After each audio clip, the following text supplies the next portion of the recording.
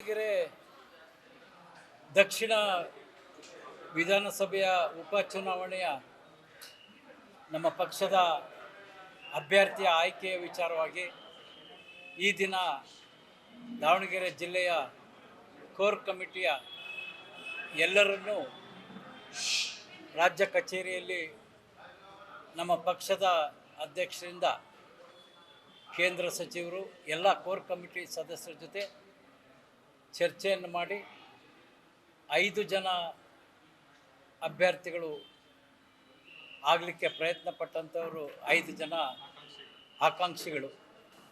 ಅದರಲ್ಲಿ ಯಶವಂತರಾವ್ ಜಾಧವ್, ಅಜಯ್,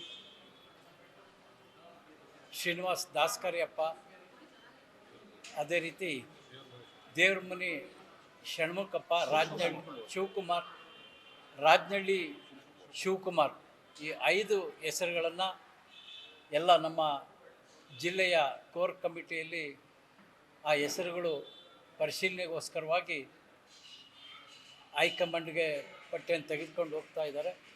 ನಮ್ಮೆಲ್ಲರ ಒಂದು ತೀರ್ಮಾನ, ದಾವಣಗೆರೆ ದಕ್ಷಿಣ ವಿಧಾನಸಭೆ ಉಪಚುನಾವಣೆಯಲ್ಲಿ ಪಕ್ಷ ಯಾರನ್ನೇ ಅಭ್ಯರ್ಥಿಯನ್ನಾಗಿ ಮಾಡಿದರೂ ಕೂಡ ಪಕ್ಷದ ಪರವಾಗಿ ಪ್ರಾಮಾಣಿಕವಾಗಿ ಕೆಲಸವನ್ನು ಮಾಡಿ ಅಭ್ಯರ್ಥಿಯನ್ನು ಗೆಲ್ಲಿಸಲಿಕ್ಕೆ ವಿಶೇಷ ಪ್ರಯತ್ನವನ್ನು ಹಾಕ್ತಕ್ಕಂಥ ತೀರ್ಮಾನವನ್ನು ನಾವೆಲ್ಲರೂ ಸೇರಿ ತೆಗೆದುಕೊಂಡಿದ್ದೀವಿ. ಧನ್ಯವಾದ. ಪರಾಜಿತ ಅಭ್ಯರ್ಥಿಗಳಿಗೆ ಟಿಕೆಟ್ ಕೊಡಬೇಕು ಅಂತ ನಿಯಮಾವಳಿಗಳೇನಾದರೂ ಇದೆಯಾ ಸರ್ ಪಕ್ಷದಲ್ಲಿ, ಅಥವಾ ಅದಕ್ಕೆ ನಿಮ್ಮ ಅಭಿಪ್ರಾಯ ಏನು? ಆ ರೀತಿ ಯಾವುದೇ ಚರ್ಚೆ ಆಗಿಲ್ಲ.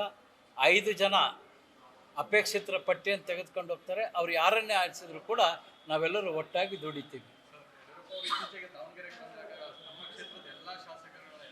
ಇಲ್ಲ, ಅವ್ರು ಯಾವ ಕ್ಷೇತ್ರ ಅಂತ ಹೇಳಿಲ್ಲ.